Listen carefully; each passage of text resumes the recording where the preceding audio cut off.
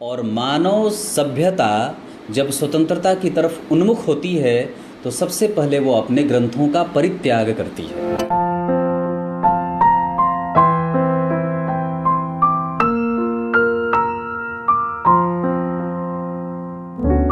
सुबह 10 बजे से लेकर 11 बजे के बीच में उपस्थित हूँ आप सबके सामने। आज जिनकी कुंडली लेकर के आया हूँ इनका नाम आदित्य है और ये कुंडली आई है बैरकपुर, पश्चिम बंगाल से।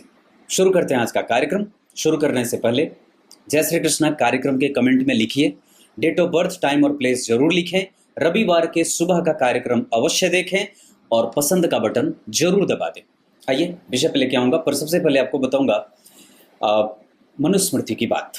भगवान मनु ने अपने आदि ग्रंथ मनुस्मृति में ब्राह्मणों के लिए अधिक से अधिक 8 वर्ष में, क्षत्रियों के लिए अधिक से अधिक 11 वर्ष में और वैश्यों के लिए अधिक से अधिक 12वें वर्ष में यज्ञोपवीत संस्कार का हो जाना सुनिश्चित किया है और कहा है कि अगर इन उम्र की अवधि में, इन उम्रों में अगर इन तीनों का यज्ञोपवीत संस्कार नहीं होता है तो उन्हें व्रात्य दोष लगता है और उनके साथ विवाह आदि संबंध भी स्थापित नहीं करना चाहिए। हम लोग इसीलिए शास्त्र को त्यागने की बात करते हैं और इसी कारण से हम मनुस्मृति को जलाने की बात करते हैं, क्योंकि हमें स्वतंत्रता चाहिए थी और मानव सभ्यता जब स्वतंत्रता की तरफ उन्मुख होती है तो सबसे पहले वो अपने ग्रंथों का परित्याग करती है।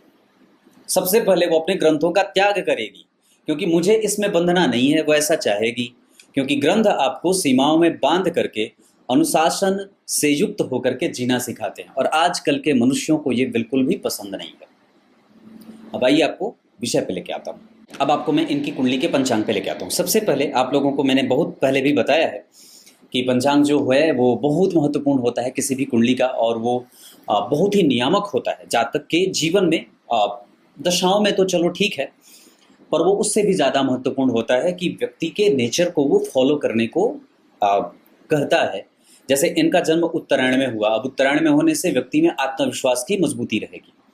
इनका जन्म फाल्गुन माह में हुआ तो अब नेचर में क्या होगा कि व्यक्ति प्रिय किस्म का होता है, परिवार वाला होता है, कुटुंब का होता है, सबके सन्मुख जाना चाहता है और प्रेमी किस्म का होता है।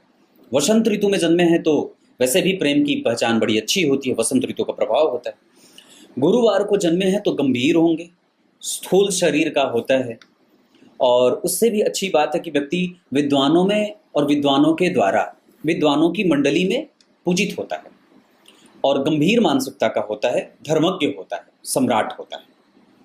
शुक्ल पक्ष में जन्मा है तो विद्वान होगा और अच्छे नेचर का होता है, मतलब उसकी बुद्धि कभी भी कलुषित नहीं होती है। आगे बढ़ के बताऊंगा रेवती नक्षत्र का प्रभाव कैसा है।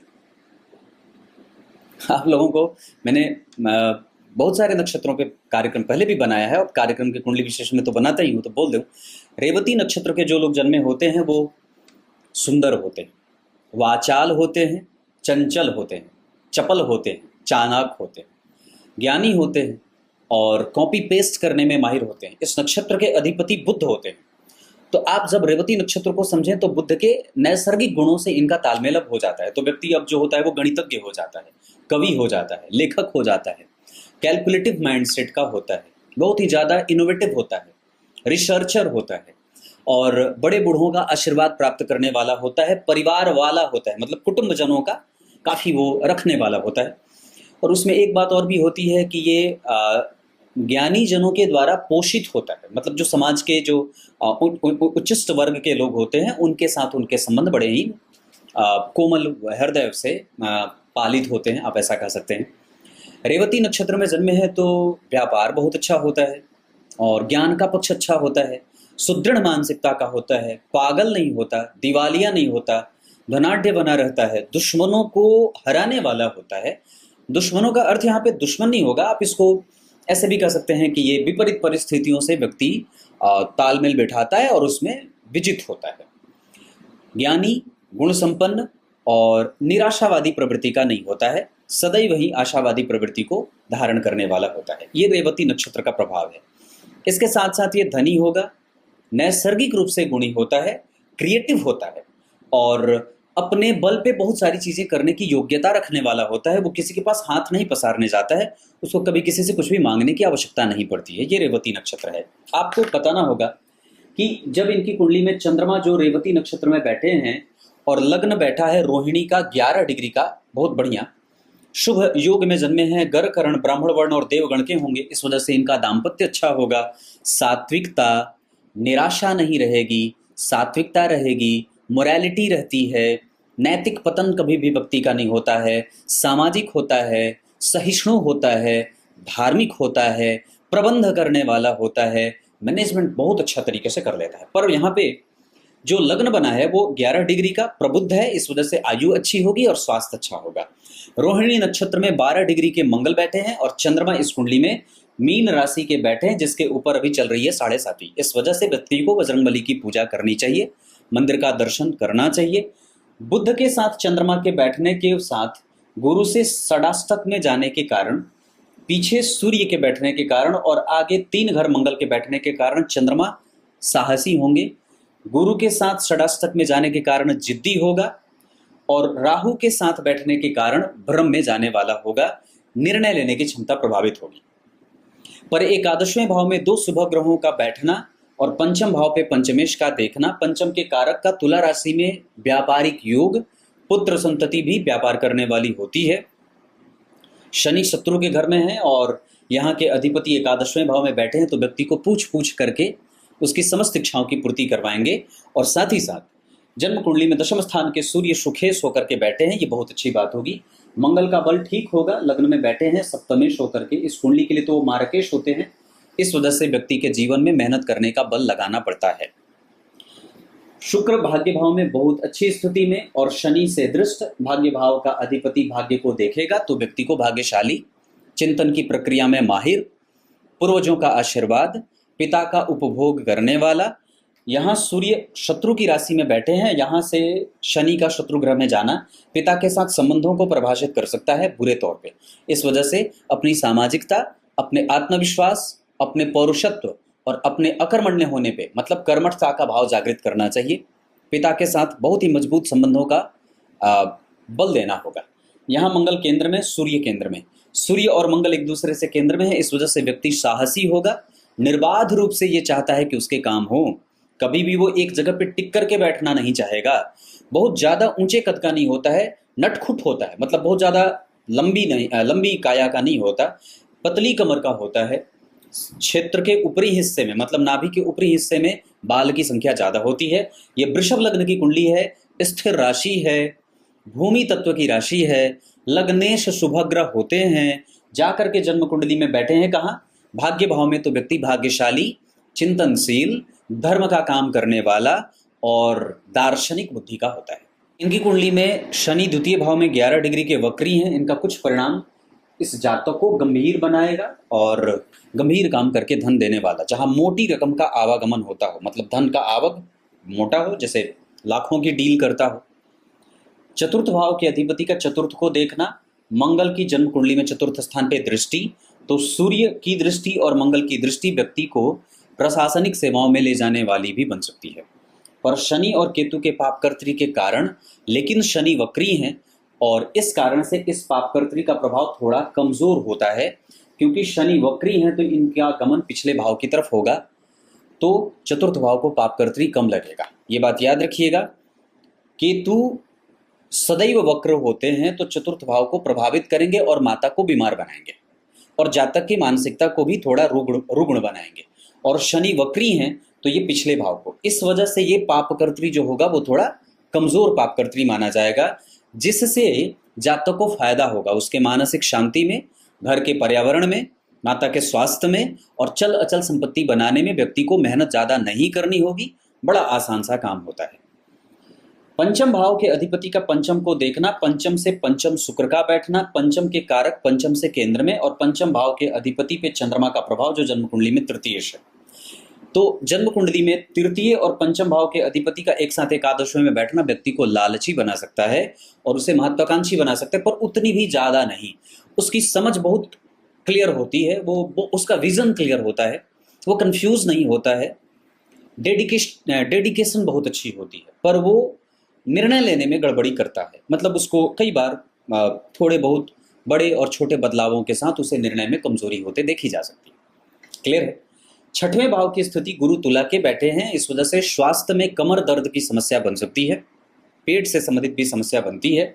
और यहाँ पे अगर देखें तो किसी भी ग्रह की कोई दृष्टि नहीं है और छठवें भाव के अधिपति नवम भाव में बैठे हैं, जिसके कारण व्यक्ति को कई बार संघर्ष मिलता है। हालांकि अगर शुक्र की ऊपर शनि की दृष्टि नहीं होती और इस कुंडली के कारक ग्रह होकर के शनि जन्म कुंडली में अगर नवम भाव को नहीं देखते तो ये परेशानी और बढ़ जाती। वैसे व्यक्ति के पास व्यय सदैव वही रहता है, वो व्ययशील होता है और निश्चित रूप से उसका अधिकार कोई छीन नहीं सकता है। अगर आपकी भी कुंडली में छठवें भाव के अधिपति नवम भाव में बैठे हैं तो आपको ये निश्चित रूप से मान लेना चाहिए कि आपका जो अधिकार है वो कोई छीन नहीं सकता है, चाहे आप कितने ही कमजोर हो। सप्तम भाव बहुत अच्छा बैठा है, कम से कम इस भाव के अधिपति होकर के इसको देख रहे हैं। गुरु इस भाव के ठीक पीछे बैठे हैं, इस भाव पे राहु और मंगल का प्रभाव है और इस भाव के अधिपति पे किसी भी पापग्रह की दृष्टि नहीं है सिवाय केतु के। अगर बात करें तो जन्म कुंडली में सप्तमेश का केंद्र में आना व्यक्ति को धनाढ़ ससुराल से परिचय करा देता है।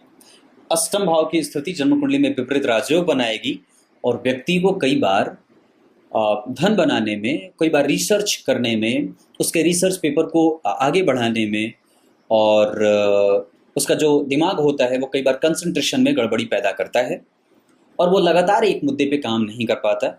उसको बार बार काम बदलने की नौबत आती रहती है और कई बार उसका जो अपना व्यवहार होता है वो थोड़ा सकुशल नहीं होता है। मतलब हमें अपनी यात्रा पे, अपने रिसर्च पे, अपने नॉलेज पे, अपने विषय पे और भी ज़्यादा पकड़ बनाने की आवश्यकता होगी। और इसके बाद अगर आप कहें तो व्यक्ति अपने ही बल पे बहुत सारी चीज़ें प्राप्त करेगा, क्योंकि जन्म कुंडली में इस भाव पे मंगल की दृष्टि जा रही है और जन्म कुंडली में शनि का प्रभाव शुक्र पे जा रहा है। इस वजह से व्यक्ति जो होता है वो चिरंतन सुख के पीछे ज़्यादा भागता है या फिर वो धार्मिक और प्रबुद्ध मानसिकता का होता है। क्लियर है। नवम भाव का प्रभाव ठीक रहेगा, दो परम मित्र एक दूसरे को देखेंगे तो बल की वृद्धि करेंगे। लग्नेश के ऊपर शनि की दृष्टि है तो धर्म व्यक्ति में सदैव रहता है और वो विख्यात भी होता है। इस कुंडली के लिए शनि और शुक्र की दशाएं सूर्य की दशा के साथ साथ बहुत अच्छी जाएगी। इस कुंडली में 5 अंक अच्छा होगा। सूर्य अच्छे भाव के अधिपति होकर के अच्छे भाव को देख रहे हैं, अच्छे भाव में बैठ करके डिग्री के हिसाब से वो बलवान हैं। इस कुंडली में शुक्र की दशा, मंगल की दशा, सूर्य की दशा, शनि की दशा, चंद्रमा की दशा अच्छी जाएगी सदैव ही, ये बात पक्की है। गुरु थोड़े बहुत कमजोर जा सकते हैं, हालांकि वो अपने नक्षत्र में बैठे हैं तो परेशान नहीं करेंगे, व्यक्ति को व्यापार करने में उनका लाभ मिलता रहेगा। दशम भाव ठीक बैठा है पर पिता के साथ संबंधों को कमजोरी नहीं करनी चाहिए।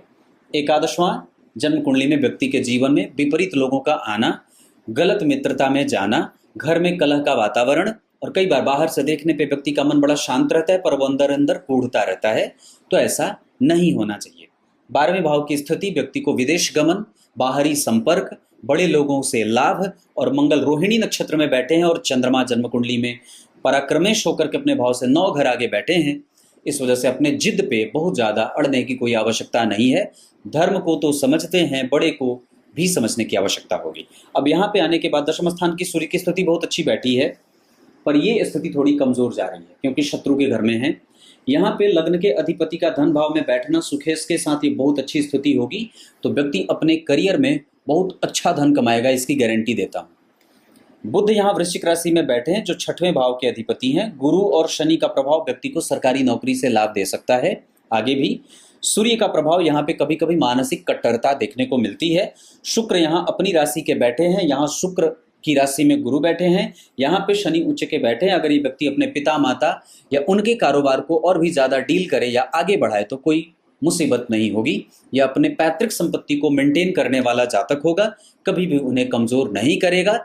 हाँ, ये जिद्दी हो सकता है, हठी हो सकता है, अपने मन का करने वाला हो सकता है और धीरे धीरे काम को करने वाला हो सकता है, पर कुशाग्र बुद्धि का है, अनुभवी है और गंभीर चाल का है।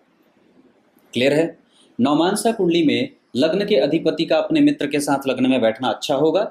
बुध का शत्रु के घर में बैठना पर व्यक्ति के जीवन में धार्मिकता बनी रहती है, पति पत्नी के बीच क्लेश नहीं होता है।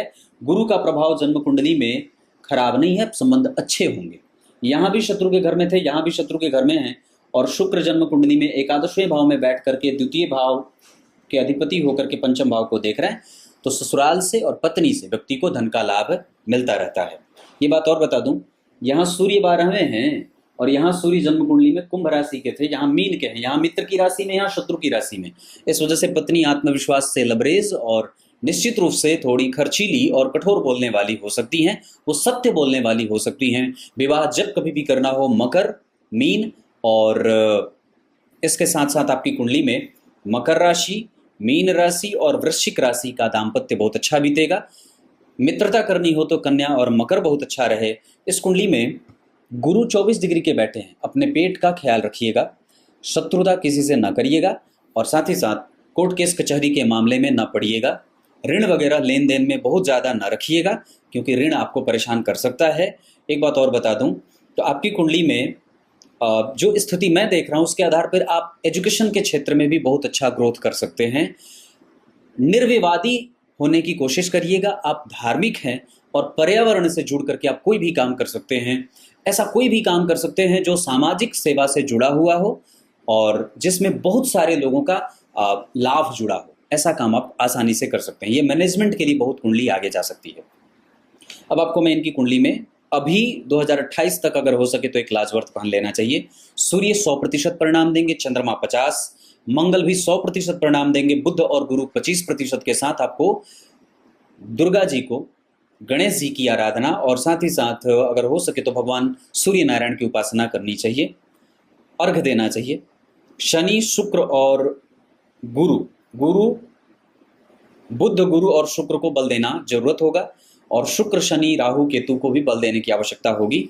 इस वजह से देवी दुर्गा जी के मंदिर का दर्शन, सप्तश्लोकी दुर्गा का पाठ, गणेश अथर्व शीर्ष का पाठ, इसके साथ साथ श्री हरि स्तोत्र का पाठ सुनना या करना चाहिए।